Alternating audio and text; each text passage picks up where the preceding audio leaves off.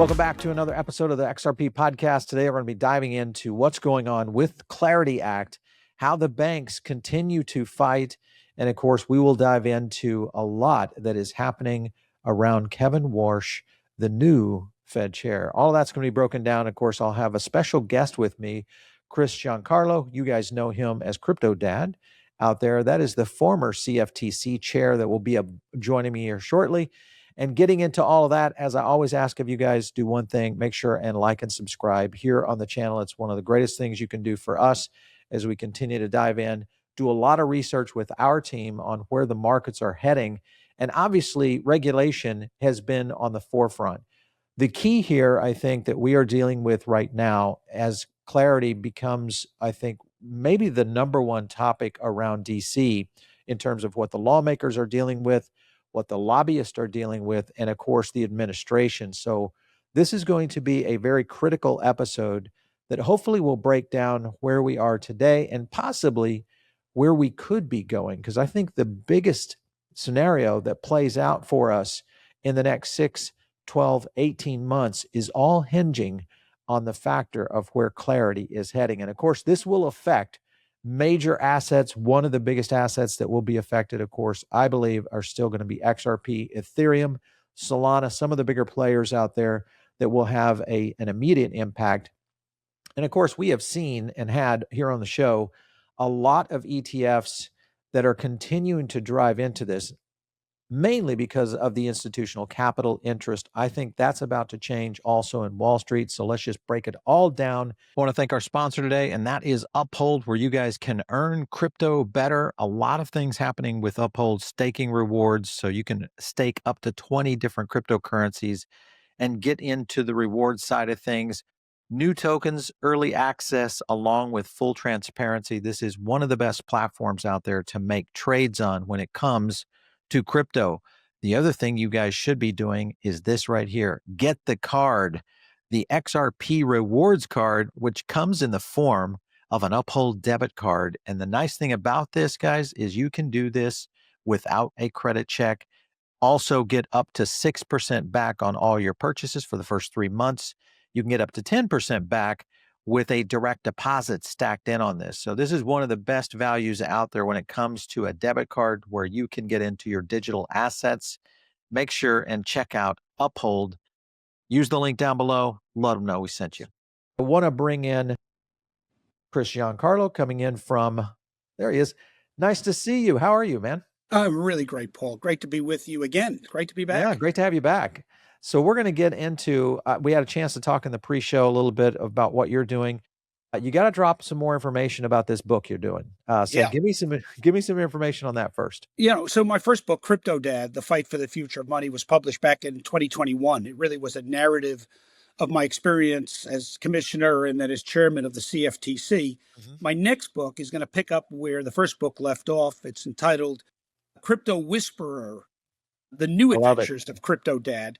And it's going to pick up what we've been through, the 4 years of the Biden administration and its unannounced but quite official policy of hostility to financial network innovation, but really to focus on what's now the new broom in Washington, the new initiative of the administration, and what it means for not just crypto, but all the byproducts of crypto, whether they are stablecoins or prediction markets or other areas that are coming out of this new architecture of finance. Chris, when you look at the landscape right now, Trump 2.0, now kind of coined as the crypto president, we look at the amount of legislation that has come forth, obviously with the Genius Act getting through. We're going to talk a little bit about that because there's some things happening there. But if you look at the administration and the narrative, but also I think the agenda that they have put forth along with David Sachs, the crypto and AI czar, how close do you think they truly are to making this a realization in the crypto industry from a regulatory standpoint? Let's put that in context. I find it very interesting. By the way, I think I was the first person to term President Trump the crypto president, not because of his work in Trump 2, but actually in his work in Trump 1.0, because the White House gave us leave at the CFTC to create a regulated market for Bitcoin futures, Right. which was the first federally regulated marketplace for any type of crypto. Quite frankly, it was one of the very first in the world, but not only that, the first in the United States. And that happened under President Trump. Could have easily been squelched by that administration, but it wasn't. So I actually termed him a crypto president. Now it's clear that he is with these efforts. But it's interesting that what David Sachs is doing is not just crypto czar, but AI czar, which I think actually is the giveaway to how this White House views crypto. They view it as part of an overall every form of innovation forward strategy. Right. So it's crypto, it's AI, but it's also a drone technology, nanotechnology, biotechnology, quantum technology. They are trying to take the brakes off all of this American innovation. Why? Because the one thing America does better than anybody else is innovate. And why is innovation important? Because we and the rest of the developed world live under a mountain of debt. And the only way out of our debt is economic growth. And so the one thing you hear from this administration over and over again is 5+% economic growth. If we can get a sustained decade or more of 5% economic growth, we're going to grow through our debt. Right. And the way we're going to get that growth is through innovation. So I view crypto as part of an overall strategy of addressing our country's debt problems through innovation and taking the brakes off innovation, whether those brakes are put on by Washington regulators or whether they're put on by state impediments or monopolies. It's all about breaking through that so we can have sustained economic growth.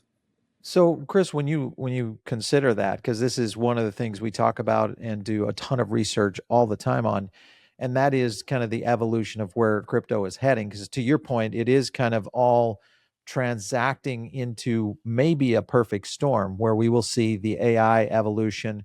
Crypto, of course, I just saw Elon, I think we had a story on that where he's essentially starting to deploy a lot more crypto analysts into the element of trying to teach Grok and some of their AI tools, XAI, how to not only trade it, but understand how to utilize it. So we'll see that most likely getting into the AI side a lot more. And the news this morning that he's going to merge Grok into SpaceX. Yep. Isn't that interesting? Space technology is another area where the United States is leading. We're taking the brakes off. And when you empower that with artificial intelligence, the development cycle is getting faster and faster. You know, we used to think it would take decades to get to Mars, but with the help of AI, the ability to develop the type of rocket telemetry technology and other technologies necessary to do that type of building installations in our own solar system is accelerating faster and faster. Well, and his thesis of moving data centers into space for obvious reasons, cooling, power, the capacity out there that we'll see within these satellites, and whether it's SpaceX or what we see even with the Starlink satellites going up with the infrastructure, and even the move here recently where he dropped the production on the Model X and the Model Y, and he's going to start building the Optimus robots. Absolutely. You know, so that's a huge, again, all of it. It all comes together. I mean, there's a lot of very forward thinkers, like there's people like Milton Demers and Fred Thiel at Mara that are thinking about the link between Bitcoin and energy. You know, storing molecules in crypto. You know, we have electric plants that generate power at a steady rate, and yet the load curve goes up and down depending on whether it's day or night. So you have this, and you can only store energy for so long in batteries. So rather than store it in batteries, convert it to crypto mining, turn it into Bitcoin, and then you can turn it back into energy when you need it. So the notion of energy production linked to Bitcoin mining is really an important way of actually creating a consistent set of mining, consistent set of digital networking for finance, and at the same time creating power supplies that are consistent. So it's really, all these technologies are linked. We can't treat them as single silos. We need a national policy and a national initiative toward an all of the above innovation strategy. You know, the United States, we do many things well. We do a lot of things not so good, but the one thing we do better than anybody is innovate. And when we take the brakes off, we can do that better than anybody. and Well, faster. okay, so More let's talk about that, because taking the brakes off, that's where we are right now.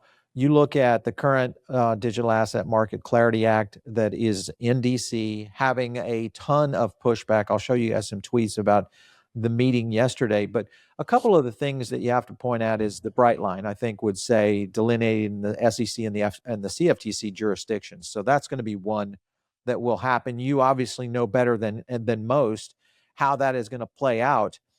That if that were to happen, if we are, and I believe it will, and we get the CFTC for, whether we look at spot markets versus the security side, which obviously falls under the SEC, how big of a deal is that for innovation? I think it's a big deal. I think it's a really big deal. And here's where I may have a sort of a heterodox view on this. I think it's a bigger deal for TradFi than it actually is for DeFi and than it is for digital innovation. Say more. Why do I say that? Yeah. The innovators in the digital network space have innovated straight through the last 4 horrible years of U.S. government hostility, if not outright suppression of this innovation, and they never quit. They were sued, they were attacked. They just moved offshore, but they didn't stop. They don't need the type of clarity that the big banks do. The traditional financial players, they've been investing tens of millions, but that's not going to do it. For them to really take advantage of this architecture, they need to invest the hundreds of millions, if not billions of dollars. And they're never going to get it past their general counsels. They're going to say, oh, no. Without legislation, there's too much risk that a Gary Gensler comes back, that Elizabeth Warren becomes president, and the government's going to shut you down again. And so if you want to truly devote money to innovation, we need this legislation. I think the banks, in taking a posture of they don't need the legislation, are truly being short-sighted, because the innovation will continue. It'll just move offshore, right? And it eventually will be a threat to their banking franchises. They need to modernize. They need to. I tell this to people all the time, Paul. If your audience takes away one message from this conversation we're having right now, and one message only, it is crypto is much more than some funky new alternative asset class. Crypto is an entirely new architecture of finance. It's a digital network architecture. It's going to change everything we know about banking and finance and money itself. It's as important to finance as the 15th century movement from handwritten printing to movable type printing. It allows everybody to access financial services in the way that movement to printing allowed anybody to access reading and writing and publication. And it's going to have a tremendous impact on society and everything, the way we interact, the way we conduct our financial affairs. Our American banks have to move with this. They can't resist this, and they need clarity. They need this act so that they can devote the kind of money to keep pace. The innovation's not going to stop if clarity doesn't get done. What will stop is traditional finance's ability to invest in it sufficiently to be successful. So with that being said, you've got, because that I think gets to the point where we have this stablecoin standoff happening right now. And this obviously is all about yield-bearing stablecoins. The banks are coming in saying, we don't want this to be able to be paid. We still want to continue to sweep, deal with our profit margins based on the way that we operate and have been operating. And those are sweet profit margins they got. Exactly. You look at the statement, I'll show you a tweet right here that was out just on some of the talks that went into the White House yesterday. Again, this wasn't the leads, but during yesterday's White House meeting, banks reportedly refused to make any deal on stablecoin yields. Crypto reps left frustrated. Some banks were stalling, is what they're claiming. Bank lobbyist says no compromise, saying rules must support local lending and protect the safety and soundness of the financial system. Now, they are leaning on the smaller banks as kind of saving them. The reality is that most, now granted, it hasn't been TradFi that has started to exit banks. And do you think there really is a threat of flight of capital from banks into stablecoin? Yeah. Well, I'm pretty close to the space. I'm not aware of any dispositive economic analysis that says this is really going to hurt fractional banks and their deposits.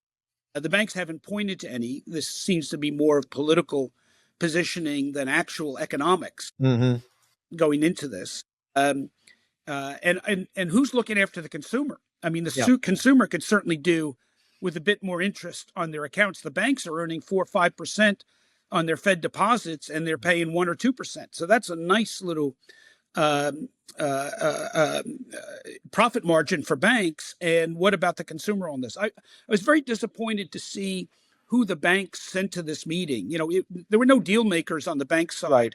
Nobody that could cut a deal. Nobody that could do it. You had a lot of government relations people, but nobody who on the bank side that was really there to cut a deal. Now, the White House let it be known that that wasn't the purpose of the meeting. They didn't expect it. I think it was a stock taking of the different positions. Yeah. And ultimately, I think the president will have to weigh in and help the banks to actually act in their own good. And I think their own good is to get a deal done and to get Clarity Act passed. But it may take the president of the United States to convince the banks that it's in their best interest to see this through. Well, you've got Patrick Witt, which is the right hand to the president right now when it comes, I should say, to David Sachs, but he's leading the negotiations primarily between the lobbies, between the banking lobby and the crypto lobby. Sincere thanks to reps from the crypto and banking industries. This is where I'm getting kind of mixed signals coming out of DC. Over the course of the past few months, we've achieved a lot of breakthroughs, several seemingly intractable policy issues. He's confident that they're going to resolve this one. And this is all around stablecoin yield. You also have to consider the issue around private custody, self-custody. That's another thing that is starting to be thrown out in many of these amendments. Let's not even get into the idea of limiting the ability of programming and developers being held accountable. Yeah. When you look at the DeFi side of things, do you think we are too far apart for the banks and the banking lobby to truly come to the table and make this a deal? Because we are almost at a point of no return come what, April or May? Yeah. Is that about the deadline before we start going into midterms? Yeah. Well, usually it's the 4th of July recess is usually the last possibility for a deal and the run up to that recess. So I think we do have time. As I say, I do think it's going to take the president. The president's been actually quite outspoken about the importance of this over the last few weeks. So he's starting to frame the issue. It's probably going to take calls from the president to some of the bank presidents. He's not on good terms with Jamie Dimon these days, which is unfortunate, but maybe that's part of the art of the deal. Maybe so. Maybe that threatened lawsuit somehow goes away. Look, I think the president's his presidency has a lot at stake in seeing this through. I'm optimistic, Paul. I've been saying really for months now, I still think this gets done. So each one of these issues, you actually gave a very good catalog a minute ago of the different issues, right? The so-called yield issue, the protagonists are traditional banks and the crypto trading platforms like Coinbase and Kraken and others. Mm-hmm. And then you've got the so-called ethics issue, which I find hilarious. That's the one where Congress is saying that somehow members of the executive branch, the president, can't trade crypto. Right. Now, that's, Congress, as we know, is the biggest insider trading cabal Stock in the traders. history of finance. And somehow they're going to tell another branch of government what they can and cannot do. Those without blame should cast the first stone. Maybe they should refrain themselves from insider trading before they ask another branch to refrain. But the protagonists there are Republicans and Democrats. That's an entirely political issue that will get solved with some political compromise. Mm-hmm. And then you've got this, you mentioned it, the DeFi issue, the question of how far we can extend this horrible, and I'll be free to say it, this horrible 20th century analog AML KYC regime on this digital network 21st century technology. We've got to admit the emperor has no clothes. The AML KYC is a terrible regime. There was some congressman yesterday in a hearing who said it catches 87% of criminal activity. No, it captures less than 10%. And it costs an arm and a leg to do. It's got a false positive rate or over 98% for SARS filed. It's a terrible system. It's an ineffective system. That's not to say that we don't want to catch money laundering and illicit drug trafficking, et cetera. We do. But let's use a digital network system to do it, a 21st century, rather than this analog 20th century. It's like designing a state-of-the-art automobile and putting a 19th century gas motor in it. Right. So we can do, but unfortunately, that seems to be what's taking place. They're wanting to impose a lot of these restrictions on wallet infrastructure and other parts of the DeFi infrastructure. Fortunately, I think developers are protected, but that's as far as it goes. Otherwise, it's state surveillance. Our AML KYC system is designed to stop criminal activity, but it actually operates like a surveillance system.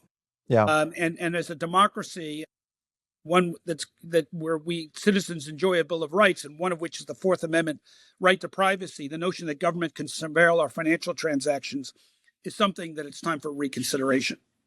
So there's been, well, one of the things I think you look at in terms of the innovation landslide that's going to be coming to the US, you could compare this to what Ripple was able to do in the EU just here recently, just I think this week, announcing that they have now new certificates for approval. This is pretty much going to open up the EU for them in terms of making both RLUSD, their stablecoin, and XRP. That'll be utilized in the infrastructure in Europe. Almost every bank over there will be able to hold that from a regulated standpoint. So they're already on their way.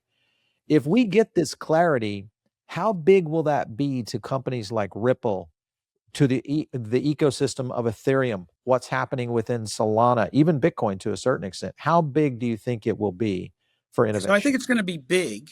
I think clarity is really important, but it's important in kind of, again, a little heterodox in my view on this. If it doesn't get passed, American banking goes back to sleep, I think, for another generation in terms of digital architecture, while jurisdictions like Europe, with their MiCA legislation, will move forward. MiCA is not a great piece of legislation, but at least it makes it clear. You got something. Right, exactly, against nothing in the United States. So their banks will actually be able to get an advantage over American banks. American banks have been asleep on almost every innovation, right? When chips went into credit cards, we were still swiping them. In so many ways, when it comes to retail innovation, our banks just sit on that interest collection, that carry trade, and don't innovate. And it's only when popular demand, people come back from Europe and say, why am I still swiping when I'm using a chip over there? And I'm embarrassed that I don't have a chip in my card when I shop in Europe. That was years ago, but American banks will only innovate when forced to. I think we need clarity to force them. And once they no longer have the cover of a lack of legislation, they no longer have the cover to say there's too much regulatory risk, they will have to innovate. And then they will be adopting a digital network architecture, whether it's XRP. And we all have to tip our hat to XRP. That was, poster child for the Gensler-Warren attack on crypto, and they withstood it, and they stood up to it, and they're still standing and now persevering. So I tip my hat. There's also other L1s out there like the Canton Network, which is really developing very rapidly as a wholesale solution. I fully don't believe those who are maximalist and say the whole world's going to reduce down to Ethereum, the whole world's going to reduce down to XRP, the whole world's going to reduce down to Canton. I think the digital network future will be as complicated as the analog past. Absolutely. There will be multiple layer ones that will find a addressable market, and they will succeed. Now, I don't know if there'll be hundreds, but I think there may well be dozens that will find a path. Even in the analog past, when it came to credit cards, everything didn't go to MasterCard. You had Visa, you've got Discover, you've got American Express. They all found an addressable market, and I think the same thing is going to happen in the digital network future. Chris, when you look at regulation that's already been put forth, the Genius Act, what we're finding now is some prosecutors that are starting to maybe enforce this a little bit more. I'll show you just some recent research that has been happening. And it was primarily around the idea of stablecoin issuers that weren't supposed to be able to freeze funds. Now we have found out that in reality, funds can be frozen. This is one of the things. Tether's frozen almost 3 billion since 23. Circle's sitting on about 114 million. All of this could be done through illicit fund. I mean, all the AML KYC component here that comes into it, but apparently it's actually legal. So the Genius Act was sold as more consumer protection, but it's actually legal to shield that. It lets issuers who profit from crime while victims get nothing, we're starting to see in this new section that there is the capacity to go into this in terms of freezing funds. When you look at this and where crypto was really meant to be, do you feel this is going to deter both companies, individuals, high net worth, family offices from jumping into crypto because of these elements that are being kind of baked into the regulatory alignment? So glad you asked that question, Paul. You know, I'm one of the co-founders of something called the Digital Dollar Project. And we founded that in the year 2020, realizing that the future of currency is going to be built upon digital networks. And that we believed that because that was a reality, we needed to focus on the dollar. And we needed to focus on how do we future-proof the dollar for this digital network future? How do we ensure the dollar remains the world's reserve currency? And most importantly, how do we make sure a digital dollar, whether that's sovereign issued or commercially issued, preserves the rights of a free society, rights to privacy, rights to financial transactions, provided they're lawful, that are private and secure and certain. And at the time, we, you know, as we've been writing this, we've always never advocated a U.S. central bank digital currency, but Right. we've always had an open mind. We've said what best ensures privacy. And we were free to admit that, unfortunately, there's nothing in stablecoins that protect privacy, nor is there any First Amendment or a Fourth Amendment protection. And we've said that the one virtue a U.S. central bank digital currency would be under our Fourth Amendment. The government could mine that data the way a stablecoin company can mine a data. Now, the jurisprudence is not perfect on this. I'm not saying it would, but at least you'd have an argument that a sovereign issued, a government issued, subject to the U.S. Constitution issued digital currency, you'd have rights of privacy when you have no privacy rights in stablecoin. And when the Genius Bill came up, and I applaud Senator Bill Hagerty and the Congress for passing it, but I bemoan the fact that the word privacy doesn't appear in the bill, Yeah. in the act. There is nothing in stablecoin legislation that gives you a right to privacy. And stablecoin operators, you know, once interest rates go down, will be actively mining that data for an additional revenue stream.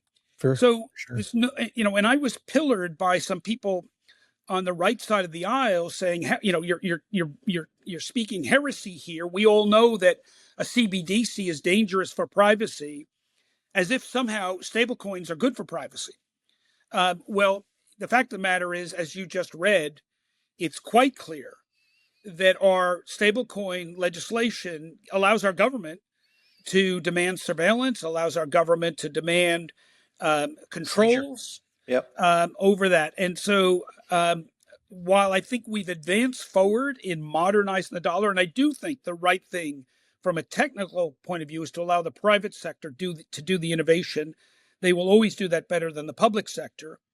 I think anybody, especially people that claim to be civil libertarians, have to be highly disappointed in what you've just pointed out. Yeah. Now, I'm all in favor of law enforcement. We've in Enlightenment democracies like the United States, we've been balancing a right to privacy with law enforcement since Magna Carta. You know, the notion that, you know, a person's house is their castle goes back at least to the I think the 13th century, but it always was balanced with law enforcement, right? You have a right to take care of your private business behind your front door, except if law enforcement has probable cause to believe you're breaking the law, in which they have the right to break down your door. So we've never said there's an absolute right to privacy, but in order to invade privacy, government needs probable cause and a warrant.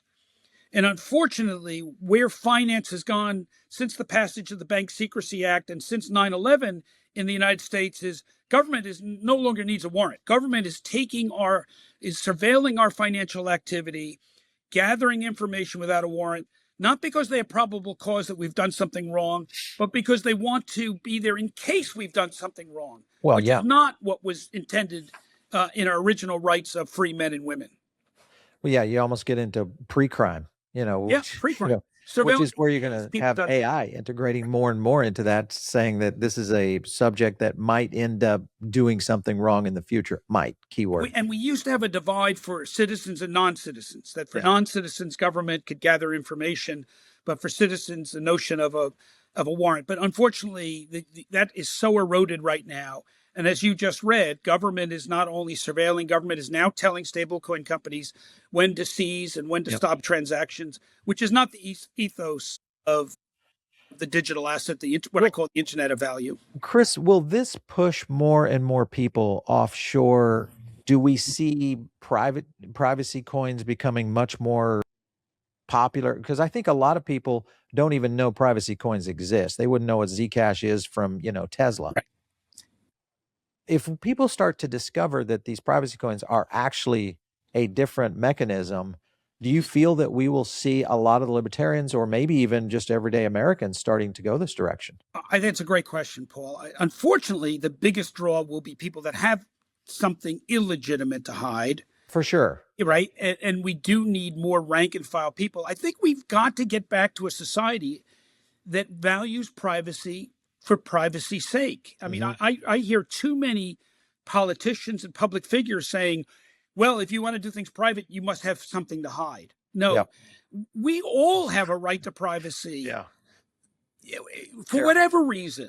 And if we're doing something illegal, that's different. But if I don't, what I buy my wife for her birthday is my business and my business alone.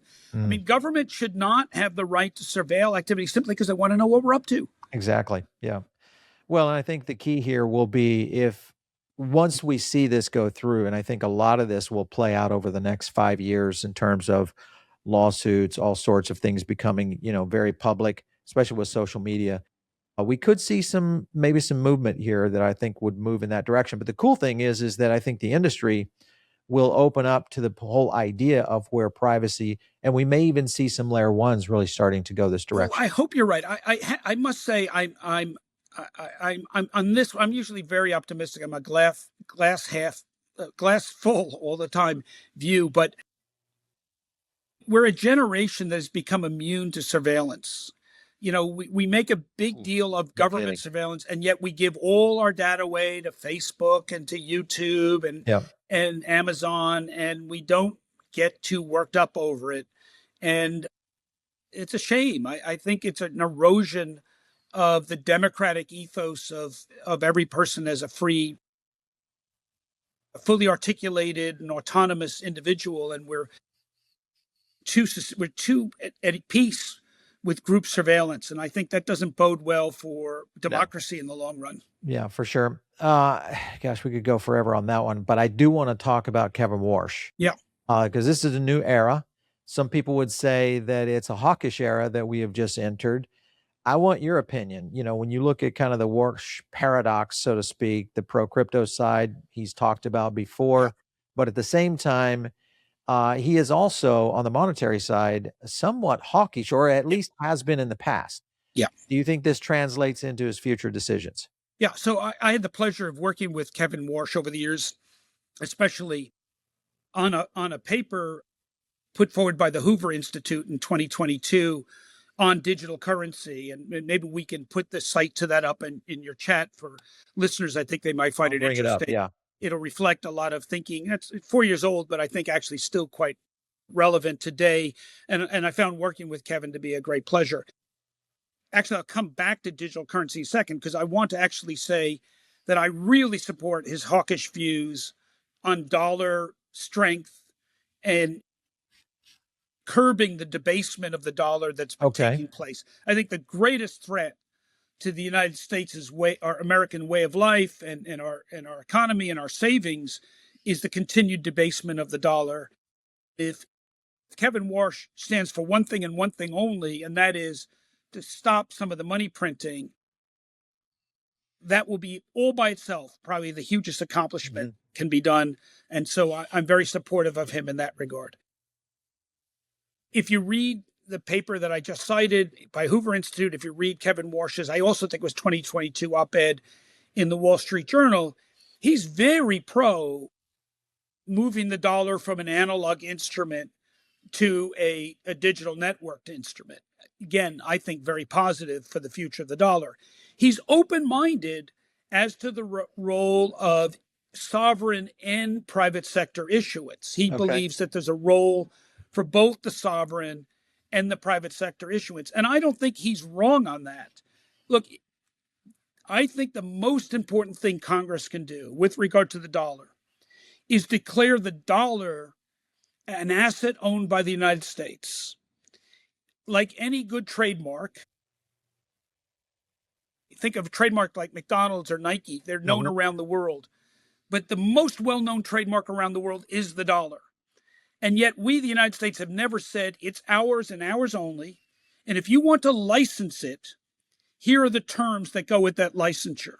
Interesting. So if you're Circle, if you're Paxos, if you're Tether, if you're anybody, if you want to create a digital dollar, there's a 120-page set of T's and C's that go with that.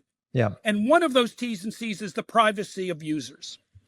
That's the real failure we haven't done as a nation. We are actually today allowing France to license dollar-based stablecoins. France is going to set the rules. Can you believe that? That's for a great. dollar instrument. Singapore is licensing dollar-based stablecoins. Singapore is setting the rules. No. That's the mistake. Where the genius bill went wrong is it should have said, here are the terms and conditions if you want to license the dollar as a reference entity for your stablecoin. And one of those should be privacy. If we got that right, then it actually almost doesn't matter if the issuer is a sovereign or a corporate, because they would have the same protections of privacy. Now, there's a difference between a corporate issuer, Tether, Circle, Paxos, PayPal, or a sovereign. The difference is a sovereign gives the full faith and credit. The sovereign stands behind that. With a stablecoin, it's a corporate obligation. Now, it may be 100% backed by Treasury securities, but if the promoters abscond with those Treasury securities, your stablecoin is worthless. I'm not saying that's going to happen, but in the hierarchy of money, when there's a run on the bank, there's a reason people go to the ATM. And while they go to the ATM to take possession, what they're really doing is converting a bank liability into a sovereign liability. They want cash because Uncle Sam's imprint is on it. And in the hierarchy of money, sovereign instruments are always a higher priority than corporate instruments.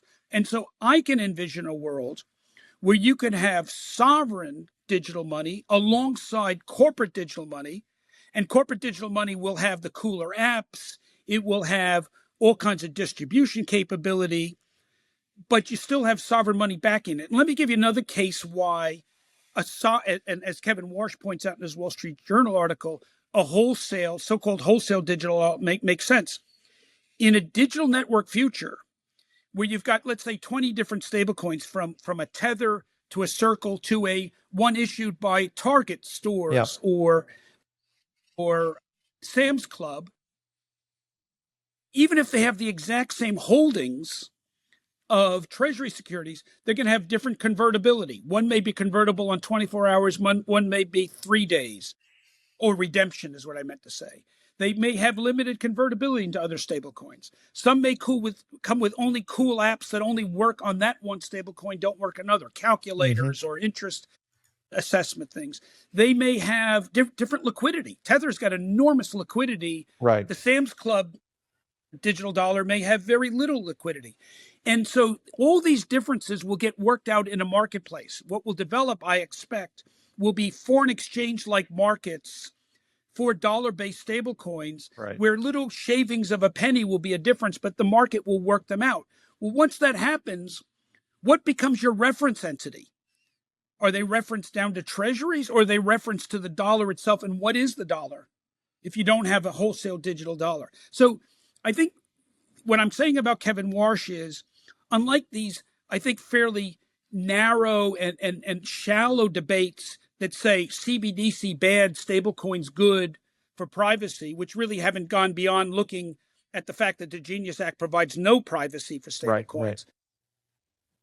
The real debate is not one bad, one good. The real debate is the future is going to be all of the above. We're going to be dealing with CBDCs whether we like it or not, because Europe's going to have one, China's going to have one, even the United States doesn't have one. Canada's likely to have one. They will be there, and we're going to be dealing with them. We're going to have them in our wallets, because when we go to Europe, you're going to have to pay for your visa with it. You're going to have to pay for different things. We're going to have digital euros in our wallet. So CBDCs are coming whether like it or not. The real question is the values. If we get the values right, if anything that references the dollar is built on the values of a democratic society, a right to privacy, a right to autonomy, balanced with proper law enforcement, then it almost doesn't matter whether you've got both sovereign and non-sovereign instruments trading by side, which is, I think, what's most likely to happen over the next several decades. All right. So that's an interesting concept in the sense of a dual system that could live out there. Obviously, most of these, I'm assuming all of these would either be backed by treasuries or some other tier one asset, maybe gold. Don't know. Maybe Bitcoin? Maybe Bitcoin. If you look at the current strategy that Besant and Trump have in play, and listen, kind of hear me out on this, because you look at the banks right now pushing back on stablecoin yield. Obviously, stablecoins are really kind of the next best buyer for treasuries. Every time we mint a stablecoin, a treasury is being purchased. That, of course, takes some of the pressure off the U.S.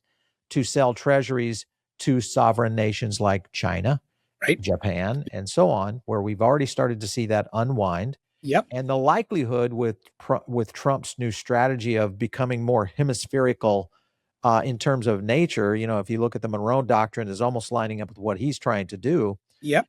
If we're doing all of that, wouldn't the president and Besant be simply saying, listen, don't screw up the stablecoin deal, because this is the plan for the US dollar to be stabilized through our treasury by exporting these stablecoins all around the world, in essence, to your point, almost licensing them now across to all third world countries, emerging countries. 100%.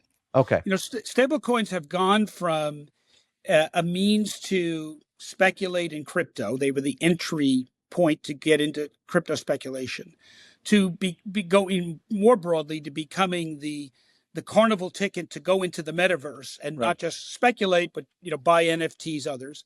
Then they evolved to becoming replacement currencies for failed national currencies in failed states in this hemisphere and other places around the globe, to evolving beyond that to becoming actually a good form of faster, more efficient, lower cost money transfer around the globe for all kinds of wholesale uses, to ultimately where I believe they're going to go, to becoming actually the instrument for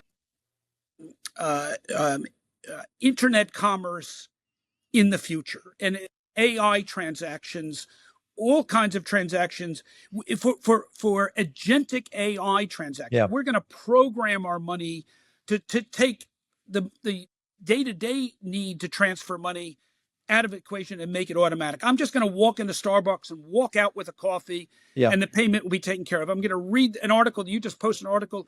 I'm going to read it, and the royalties will be paid directly in micropayments by word that my eye will read. So stable coins are they're huge. They're the future of payments. And the fact that the dollar is going to be the reference entity for that future is a tremendous advantage to the United States. It's about selling treasuries, which I think was one of the driving factor, probably the driving factor in the stablecoin bill. But it's going to become much more than that. It's going to make the dollar the reference entity of the agentic AI payment future. Then the question becomes, ultimately, what is the dollar? What is that actual reference entity?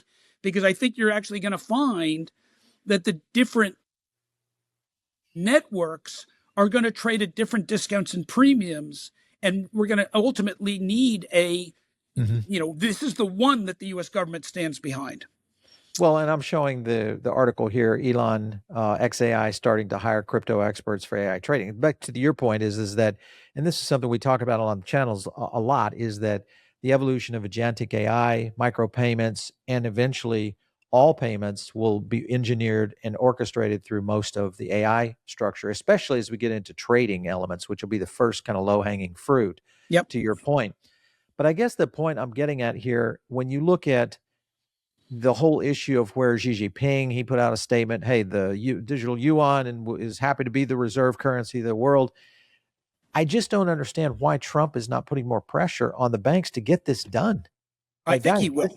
So I think there's been a little rope-a-dope going on right now.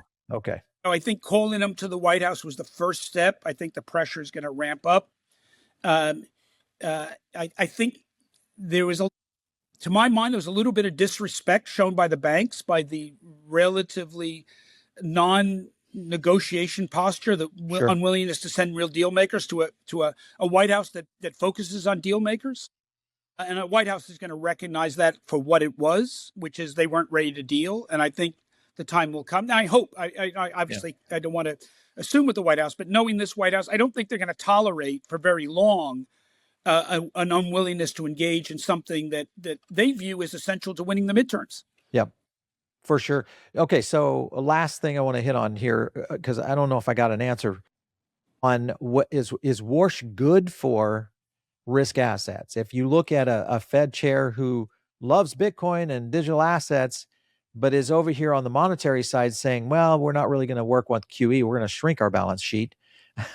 How does that play into, because it's kind of a juxtaposition. You're right. I mean, shrinking the balance sheet and lowering interest is, those are themselves hard to do severally. Doing them at the same time is challenging. Yeah.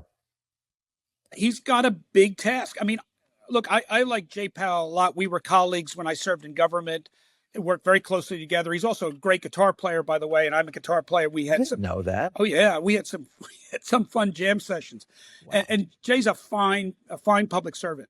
Having said that, the Fed has totally missed the curve over the last 5 years. Yeah. Again and again and again. This is not a period in the history of the Fed we're going to look back with as a crowning success. So I think Warsh comes in with a great deal of expectations. I think great opportunity to get ahead of the curve. I think he is sympathetic to what the president's trying to do. Look, many of your listeners are going to have many views of Donald Trump as president of the United States, good and bad, and every president deserves a critical judgment by the American citizenry, and everybody has a right to score him good and bad. The fact of the matter is, he's the first president in at least 2 decades that is saying we have a major debt problem, and the only way out is through growth. Yep. And you may not like his message, you may not like his approach, but if we can get to consistent 5% economic growth, we're finally going to turn around the debt we're piling on our kids and grandkids and start taking responsibility for it and doing something about it. And if he's appointing people like Scott Bessent, who's, I think, I've watched many Treasury secretaries. I work very closely with Steve Mnuchin. I work with Janet Yellen. Scott Bessent is one of the best Treasury secretaries we've had. The man is solid and sound and clear thinking and knows what he's doing. Kevin Warsh at the Fed, I think, is going to be very good for the role of the Federal Reserve. And then regulators like Paul Atkins and my protege, Mike Seelig at the CFTC, my good friend Paul Atkins, the SEC, people like we've got a Gould at the FDIC and others. This is a first-class team of financial regulators and bank regulators. And I think we're poised for a number of years of very solid growth. And I think if we don't screw it up, this is going to be a very bright future, or at least a turnaround from what the direction we've been heading. Chris Giancarlo coming in, of course, from New York. Thank you so much. Make sure and check out his new book, The Crypto Whisperer, coming to shelves near you soon. I can't wait to pick that one up. I'm intrigued at what you're going to be talking about in there. So it's going to be out in October next year, just in time for the holidays. And I'm really excited for everybody to read it. I love it. Thank you so much for coming in today, Chris. We appreciate it. Great to see you, Paul. Thank you. We'll see you. All right. We'll do it again. You bet. All right, you guys know what to do. One of the things, of course, we always ask you guys to do is make sure and give us some feedback, what you think we should be talking about and who are the deal makers that we should be bringing here on the show. Drop it in the comments down below. We'll catch you later right here on the XRP podcast. Take care.